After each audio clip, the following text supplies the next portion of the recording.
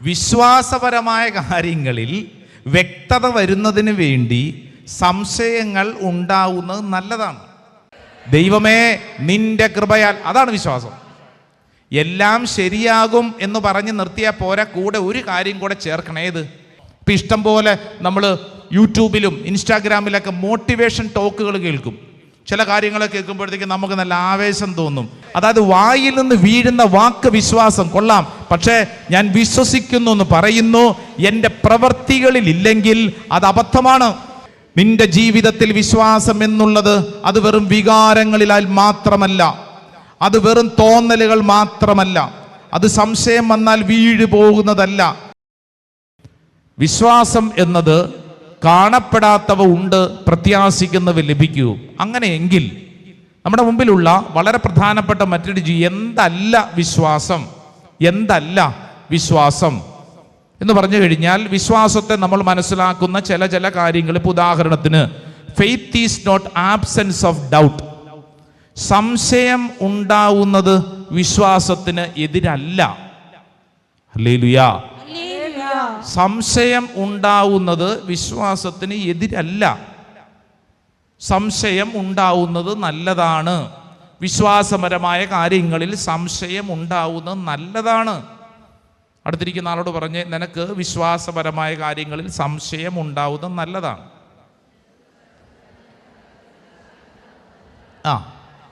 എന്തിന് സംശയം?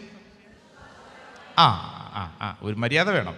ഭർത്താവിന് ഭാര്യയെ സംശയം, കൈ കൊടുത്തുകൊണ്ട് നിനക്ക് ഈ സംശയമുള്ളത് നല്ലതാണ്, അതല്ല. വിശ്വാസപരമായ കാര്യങ്ങളിൽ വ്യക്തത വരുന്നതിന് വേണ്ടി സംശയങ്ങൾ ഉണ്ടാവുന്നത് നല്ലതാണ്. അങ്ങനെ എന്തെങ്കിലും ഒരു സംശയം വന്നാൽ അയ്യോ എൻ്റെ വിശ്വാസം പോയേ, അതല്ല. അതൊരു ഡൗട്ടാണ്, അത് ക്ലിയർ ചെയ്ത് കിട്ടണം. ചില കാര്യങ്ങൾ അങ്ങനെ ഉണ്ടാവും. ഉദാഹരണത്തിന്, സ്കൂളിലൊക്കെ പഠിപ്പിക്കുമ്പോൾ നമ്മൾ ശ്രദ്ധിച്ചിട്ടില്ലേ, ക്ലാസ്സിലൊക്കെ സംശയം ചോദിക്കുന്ന കുട്ടികളുണ്ട്. എങ്ങനെയുള്ള കുട്ടികളാണ് സംശയം ചോദിക്കുന്നത്? ഇപ്പം ഇവിടെ ഇരിക്കുന്നവർ സംശയം ചോദിച്ചിട്ടുണ്ടോ എന്ന് എനിക്ക് ഡൗട്ടുണ്ട്.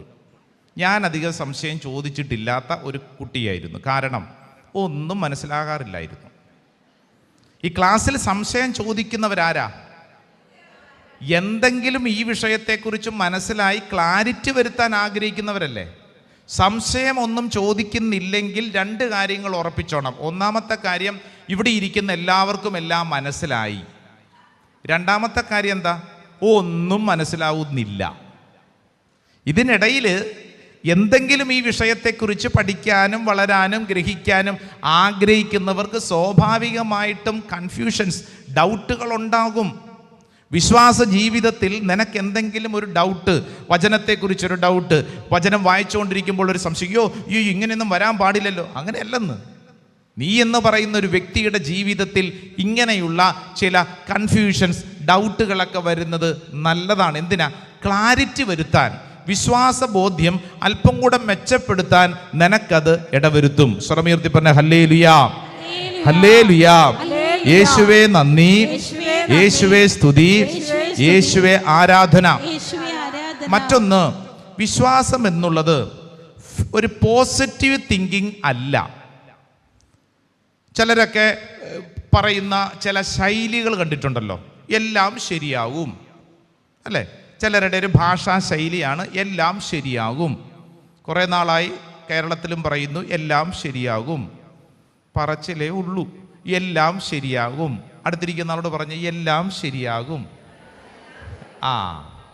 ഇങ്ങോട്ട് നോക്കിക്കേ, ഇങ്ങനെ എത്രയോ നാളായി പറയുന്നു അല്ലേ? അങ്ങനെ പോസിറ്റീവായി നമ്മളൊരു കാര്യത്തെക്കുറിച്ച് പറയുമ്പോഴത്തേക്ക് എല്ലാം ശരിയാകും, ഡോണ്ട് വറി, എല്ലാം ശരിയാകും, ഓൾ ഈസ് വെൽ, എല്ലാം നന്മയ്ക്കാണ്. അങ്ങനെ വെറുതെ പോസിറ്റീവായിട്ട് പറയുന്ന ഒന്നല്ല വിശ്വാസം. പ്രൈസ് ദി ലോർഡ്, ഹല്ലേലൂയാ. നമ്മുടെ ധ്യാന അവസരങ്ങളിലൊക്കെ ഒന്നാം ദിവസം ഞാൻ ദൈവജനത്തോട് ചോദിക്കുന്ന ഒരു കുഞ്ഞു ചോദ്യമുണ്ട്.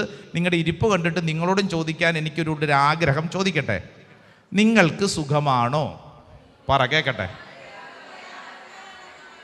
കുറേ ആത്മാക്കൾ ധ്യാനമൊക്കെ കൂടിയവർ നല്ല ഒച്ചത്തിലൊരു കാര്യം പറയുന്നു. വേറെ കുറേ ആത്മാക്കൾ എന്നെ ഇങ്ങനെ തുറിച്ചു നോക്കുന്നു, നെടുവീർപ്പിടുന്നു, തല ഇങ്ങനെ ആട്ടുന്നു. മലയാളികൾ പൊതുവെ എന്ത് പറയും? കുഴപ്പമില്ല, തരക്കേടില്ല. എന്നാൽ ദൈവമകനും ദൈവമകളും കുഴപ്പമില്ല, തരക്കേടില്ല, തലയാട്ടൽ, നെടുവീർപ്പല്ല.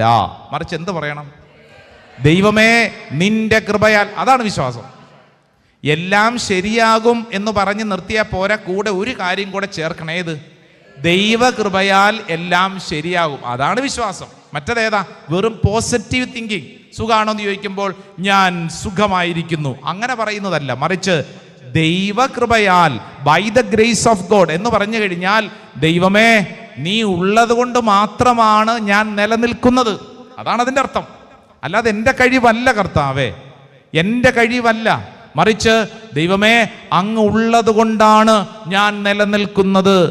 അതല്ലേ റോമാക്കാർക്ക് എഴുതിയ ലേഖനം 9-ാം അധ്യായം 16-ാം തിരുവചനത്തിൽ പൗലോസ് ശ്ലീഹ ഒരു കാര്യം പറഞ്ഞിട്ടില്ലേ? ഒന്ന് വായിച്ചേ. റോമൻസ് ചാപ്റ്റർ 9:16 അറിഞ്ഞു വായിച്ചേ.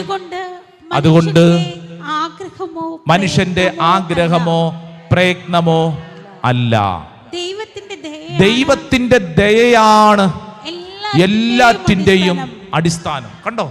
അതുകൊണ്ട് മനുഷ്യന്റെ ആഗ്രഹമോ പ്രയത്നമോ അല്ല, മറിച്ച് ദൈവത്തിന്റെ ദയയാണ്. ഇവിടെ ഇരിക്കുന്നവർ തന്നെ ശ്രദ്ധിച്ചോളൂ. നമ്മൾ എന്തോരം കഷ്ടപ്പെടുന്നു, അധ്വാനിക്കുന്നു. അധ്വാനത്തിനൊന്നും കുറവില്ലെന്ന്, ഒട്ടും കുറവില്ല. അധ്വാനം നല്ല രീതിയിലുണ്ട്, പക്ഷെ റിസൾട്ട് ഇല്ല. അതെന്താ അങ്ങനെ? റിസൾട്ട് ഇല്ല. നാളുകൾക്ക് മുമ്പ് ഇവിടെ ധ്യാനം കൂടാൻ വന്ന ഒരു ചെറുപ്പക്കാരൻ എന്നോട് ബൈബിൾ എടുത്തിട്ട് ഉയർത്തിയിട്ട് പറഞ്ഞു, അച്ഛാ എന്നെക്കുറിച്ച് ബൈബിളിൽ എഴുതിയിട്ടുണ്ട്. ഞാൻ ചോദിച്ചു, നിന്നെക്കുറിച്ച് ബൈബിളിലോ? ഉണ്ടച്ഛാ, എന്നെക്കുറിച്ച് ബൈബിളിൽ എഴുതിയിട്ടുണ്ട്, അച്ഛൻ വായിച്ചു നോക്ക്. എന്നിട്ട് അവൻ ബൈബിൾ തുറന്നിട്ട് എന്നെ ഹഗ്ഗായിയുടെ പുസ്തകം 1-ാം അധ്യായം 6-ാം തിരുവചനം കാണിച്ചു. ബൈബിൾ ഉള്ളവരും തുറക്കൂ, ചിലപ്പോൾ നിങ്ങളെക്കുറിച്ചുമായിരിക്കും. ഹഗ്ഗായിയുടെ പുസ്തകം 1-ാം അധ്യായം 6-ാം തിരുവചനം, ബുക്ക് ഓഫ് ഹഗ്ഗായി ചാപ്റ്റർ 1:6. അവൻ പറഞ്ഞു, അച്ഛാ ഇത് എന്നെ കുറിച്ച് എഴുതിയിരിക്കുന്നത് അച്ഛാ. നോക്കി വായിച്ചേ. ഹഗ്ഗായി 1:6 വായിച്ചേ. നിങ്ങളേറെ വിതച്ചു, കുറച്ചു മാത്രം കൊയ്തു. നിങ്ങൾ ഭക്ഷിക്കുന്നു, ഒരിക്കലും തൃപ്തരാകുന്നില്ല. നിങ്ങൾ പാനം ചെയ്യുന്നു, തൃപ്തി വരുന്നില്ല. നിങ്ങൾ വസ്ത്രം ധരിക്കുന്നു, ആർക്കും കുളിര് മാറുന്നില്ല. കൂലി ലഭിക്കുന്നവന് അത് ലഭിക്കുന്നത് ഓട്ടസഞ്ചിയിൽ ഇടാൻ മാത്രം. കൂലി ലഭിക്കുന്നുണ്ട്, ഉണ്ടെന്ന് കൂലി ലഭിക്കുന്നുണ്ട്. പക്ഷേ ലഭിക്കുന്ന കൂലി എവിടെ? ഓട്ടസഞ്ചി. എന്താണാവോ ഓട്ടസഞ്ചിയുടെ പ്രത്യേകത? അതിന് ചോർച്ചയുണ്ട്, ഇടുന്നതെല്ലാം ചോർന്നു പോകും, അല്ലേ? ഇത് പറഞ്ഞുകൊണ്ടിരിക്കുമ്പോൾ ചിലർ, അച്ഛാ ഇത് ഞങ്ങളുടെ വീട്ടിൽ ഇങ്ങനെയാണ് അച്ഛാ, ഞങ്ങളുടെ കാര്യവും ഇങ്ങനെ തന്നെയാണ്. കാരണം എന്തോ ഒരു അധ്വാനം, കൂലി കിട്ടുന്നുണ്ടെന്ന്.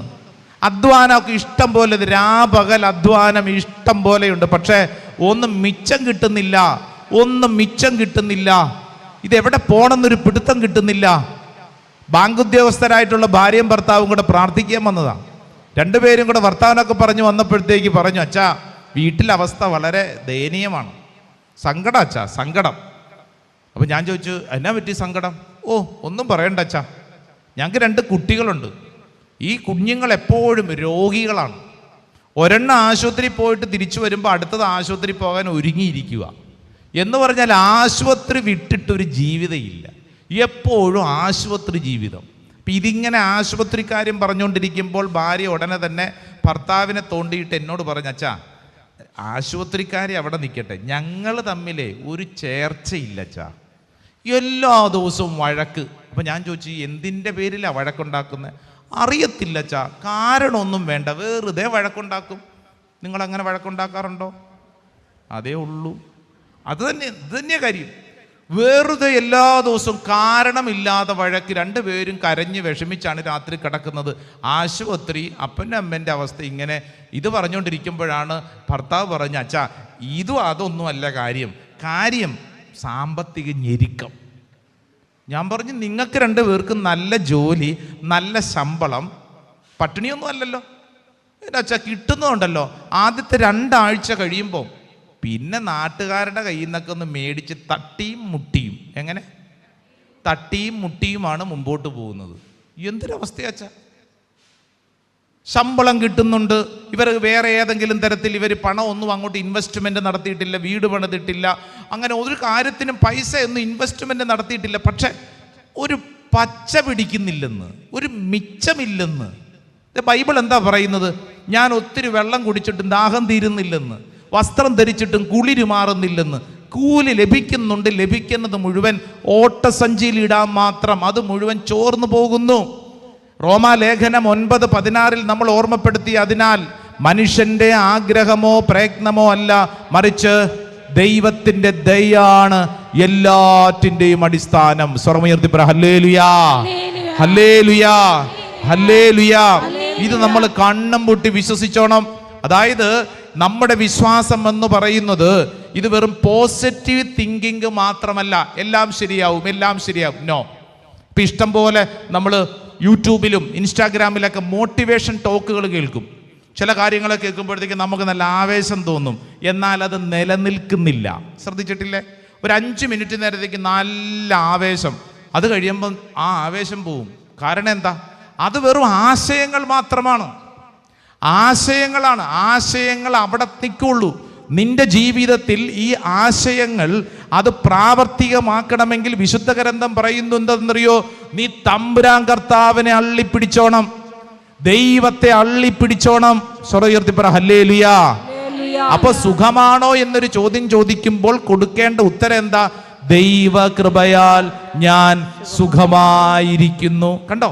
അങ്ങനെ പറയുമ്പോൾ ഒരു കാര്യം നമ്മൾ പ്രഖ്യാപിക്കുന്നു. ഏത്? ദൈവമേ, നിന്റെ കൃപ കൊണ്ടാണ്, നിന്റെ കൃപ കൊണ്ടാണ്. കാര്യം ശരിയാണ്, രോഗമുണ്ട്, സാമ്പത്തിക ദുരിതമുണ്ട്, പ്രശ്നങ്ങളൊക്കെ ഉണ്ട്. പക്ഷെ ഇതിൻ്റെ എല്ലാത്തിൻ്റെ നടുവിൽ നിന്റെ കൃപ അതൊന്നുകൊണ്ട് മാത്രം, നിന്റെ കൃപ അതൊന്നുകൊണ്ട് മാത്രം. സ്വരമുയർത്തി പറഞ്ഞ ഹല്ലേലൂയാ. അങ്ങനെയെങ്കിൽ പ്രിയപ്പെട്ടവരെ ചോദിക്കട്ടെ, നിങ്ങൾക്ക് സുഖമാണോ? വലതും ഇടതും ഇരിക്കുന്ന ആളെ ഒന്ന് തൊട്ടോണ്ട് പറഞ്ഞ്, ദൈവകൃപയാൽ നീ സുഖമായിട്ടിരിക്കുക. Price the Lord. ശ്രദ്ധ പറഞ്ഞ ഹല്ലേലൂയാ, ഹല്ലേലൂയാ.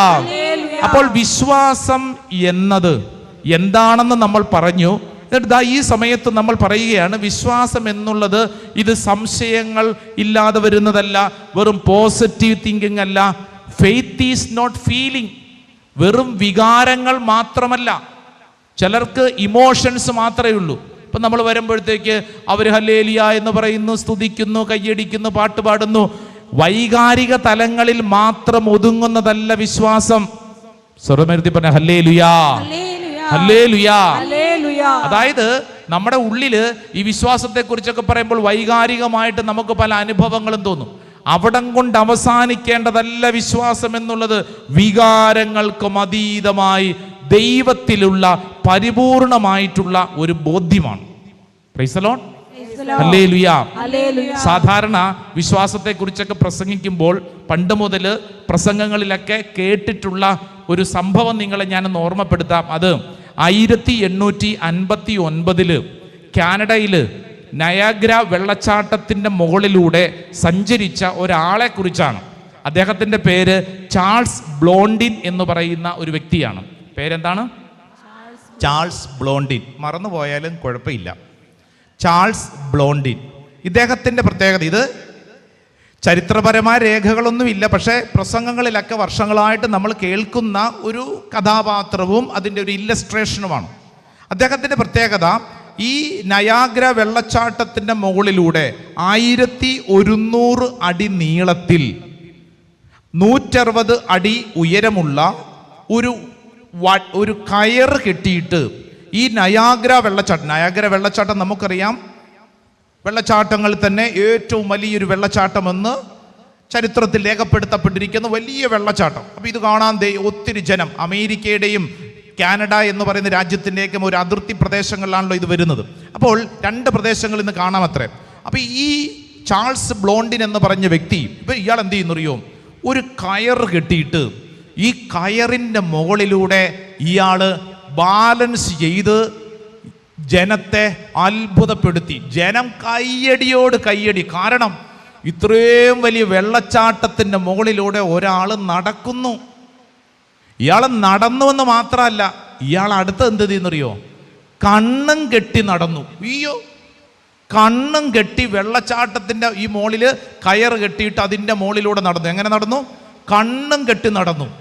അപ്പം ജനം കയ്യടിയോട് കയ്യടി. അതിനുശേഷം ഇദ്ദേഹത്തിൻ്റെ ഇല്ലസ്ട്രേഷനിൽ ഇങ്ങനെയാണ്, ഒരു ഉന്തുവണ്ടി പോലത്തെ ഒരു സാധനം ഉരുട്ടിക്കൊണ്ട് ഇയാൾ നടന്നു. ഓ, ജനം കയ്യടിയോട് കയ്യടി. കാരണം ഇത്രയും വലിയൊരു മനുഷ്യൻ. ഇപ്പം ഇദ്ദേഹം ഈ വലിയൊരു പ്രകടനത്തിന് ശേഷം ഇറങ്ങി ജനക്കൂട്ടത്തെ അഭിവാദനം ചെയ്തു. അപ്പൊ ജനക്കൂട്ടം കയ്യടി. അപ്പോൾ അദ്ദേഹം ഇവരോട് ചോദിച്ചു, നിങ്ങൾക്ക് ഞാൻ ഈ കയറിൻ്റെ മുകളിലൂടെ ഇങ്ങനെ എനിക്ക് കണ്ണടച്ചും ഇങ്ങനെയൊക്കെ നടക്കാൻ പറ്റുമെന്ന് നിങ്ങൾക്ക് വിശ്വാസമുണ്ടോ? ജനം പറഞ്ഞ്, വിശ്വാസം ഉണ്ടോ എന്ന്? ഞങ്ങൾ കണ്ണുകൊണ്ട് കണ്ടതല്ലേ, എന്നതാ? അപ്പൊ ഇദ്ദേഹം പറഞ്ഞു, അങ്ങനെയെങ്കിൽ എനിക്ക് ഒരാളെ തോളത്ത് ചുമന്നുകൊണ്ട് പോകാൻ പറ്റും, നിങ്ങളത് വിശ്വസിക്കുന്നുണ്ടോ? ജനം പറഞ്ഞു, സംശയമുണ്ടോ? ഇങ്ങനെയൊക്കെ ചെയ്യാൻ പറ്റുന്ന ആൾക്ക് തോളത്ത് ഒരാളെ ചുമന്നുകൊണ്ട് പോകാൻ നിഷ്പ്രയാസം. കയ്യടിയോട് കയ്യടി. അപ്പൊ ഈ കൂട്ടത്തിൽ നല്ല കയ്യടിയും ആവേശവും ഒച്ചയൊക്കെ ഉണ്ടാക്കുന്ന ഒരാളോട് പറഞ്ഞു, അങ്ങനെയെങ്കിൽ താങ്കൾ വാ, എൻ്റെ തോളത്തിരിക്കും, ഞാൻ ചുമന്നുകൊണ്ട് പോകാം. താങ്കൾ വാ. അയാൾ വന്നില്ല. അയാളെന്നല്ല, ഒരു മനുഷ്യനും വന്നില്ല. പക്ഷേ ഇവരെല്ലാവരും കയ്യടിക്കും. എന്തിന്? ഇയാൾക്ക് ഇതിൻ്റെ മുകളിലൂടെ നടക്കാനൊക്കെ പറ്റും. കയ്യടിയുണ്ട്, വർത്തമാനമുണ്ട്. പക്ഷേ കാര്യത്തോടടുക്കുമ്പോഴത്തേക്ക് നമ്മളെല്ലാവരും കാല് പിൻവലിക്കും. ചാൾസ് ബ്ലോണ്ടിൻ്റെ ഇപ്രകാരമുള്ള ഒരു ഇല്ലസ്ട്രേഷനെ നമ്മുടെ മുമ്പിൽ അവതരിപ്പിച്ചുകൊണ്ട് ഈ വിശുദ്ധ ഗ്രന്ഥം പറയുന്നൊരു കാര്യമുണ്ട്. യാക്കോബിന്റെ ലേഖനം ഒന്ന് തുറന്നേ. യാക്കോബിന്റെ ലേഖനം 2-ാം അധ്യായം 17-ാം തിരുവചനം. Book of James chapter 2 verse 17. പ്രവർത്തികൾ കൂടാതെയുള്ള വിശ്വാസം അതിൽ തന്നെ നിർജീവമാണ്. കണ്ടോ? പ്രവർത്തികൾ കൂടാതെയുള്ള വിശ്വാസം. വർത്തമാനം പറയാൻ ഇഷ്ടം പോലെയുണ്ടെന്ന് അല്ലേ? അതായത് വായിൽ നിന്ന് വീഴുന്ന വാക്ക് വിശ്വാസം കൊള്ളാം, പക്ഷേ ഞാൻ വിശ്വസിക്കുന്നു എന്ന് പറയുന്നു, എൻ്റെ പ്രവർത്തികളിൽ ഇല്ലെങ്കിൽ അത് അബദ്ധമാണ്. Praise the Lord.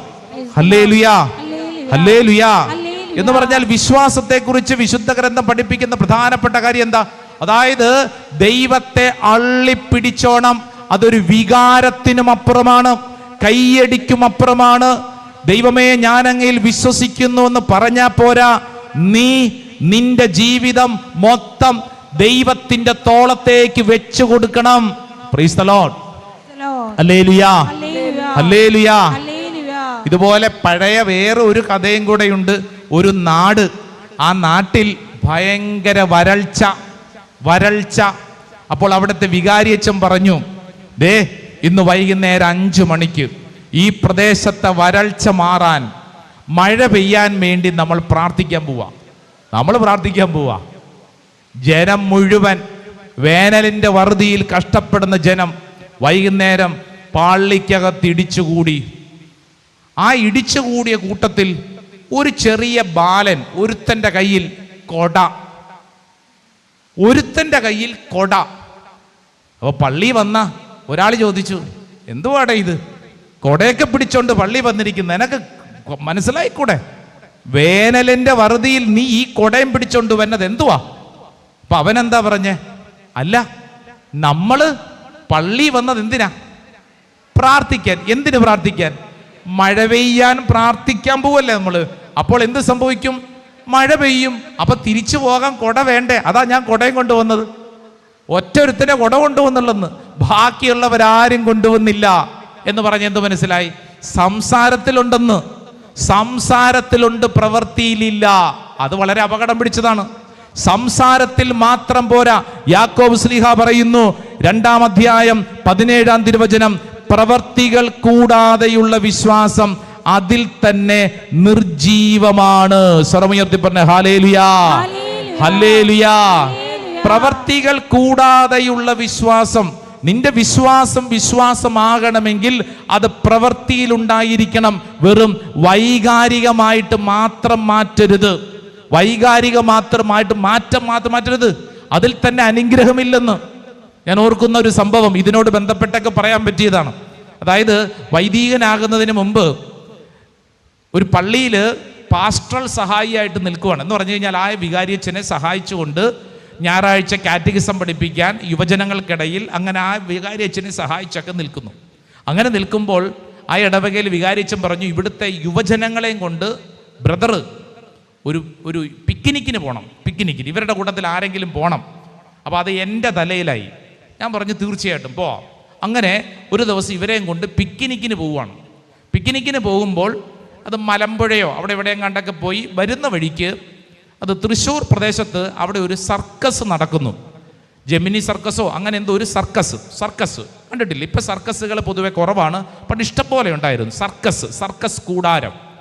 അപ്പം ഈ ജെമിനി സർക്കസ്, ആ സർക്കസ് നടക്കുന്നു. സർക്കസ് കൂടാരത്തിൽ എനിക്ക് ഏറ്റവും ഇഷ്ടപ്പെട്ട ഒരു ഐറ്റം മരണക്കിണർ എന്ന് പറയുന്ന ഒരു ഐറ്റം ഉണ്ട്. കണ്ടിട്ടുണ്ടോ ചേച്ചി? സർക്കസ് കണ്ടിട്ടില്ല? മരണക്കിണർ എൻ്റെ പൊന്നെ. അപ്പം ഈ മരണക്കിണറിന് ചുറ്റും നിന്ന് എല്ലാവരോടും കൂടെ കയ്യടിയോടുകൂടി ഒരു ചെറുപ്പക്കാരൻ ബൈക്കിൽ ഇങ്ങനെ കറങ്ങിക്കൊണ്ടിരിക്കുകയാണ്. അതിൻ്റെ അകത്ത് അവനിങ്ങനെ കറങ്ങും. അവൻ ഈ കറങ്ങി മുകളിലെത്തുമ്പോൾ ആളുകൾ ഇടയ്ക്ക് പൈസയൊക്കെ നീട്ടും. അപ്പോൾ അവൻ ആ പൈസയൊക്കെ മേടിച്ച് പോക്കറ്റ് വയ്ക്കും ബൈക്കിൽ. അഭ്യാസം എന്ന് പറഞ്ഞു കഴിഞ്ഞാൽ ഭീകരാഭ്യാസം. ഇവനിങ്ങനെ അഭ്യാസം നടത്തിക്കൊണ്ടിരിക്കുന്ന കയ്യടിയോട് കയ്യടി. അപ്പോൾ ഈ കറക്കത്തിനിടയിൽ ഒരു നിമിഷം ഇവൻ മുകളിൽ വന്ന് നിന്നിട്ട് പറഞ്ഞു, എങ്ങനെയുണ്ട് എൻ്റെ കറക്കം? അപ്പം എല്ലാവരും കൂടെ പറഞ്ഞു സൂപ്പർ, അടിപൊളി. അപ്പോൾ ഇയാൾ പറഞ്ഞു, അങ്ങനെയെങ്കിൽ നിങ്ങളിൽ ഒരാൾക്ക് എൻ്റെ ബൈക്കിൻ്റെ പുറകിലിരിക്കാം വാ.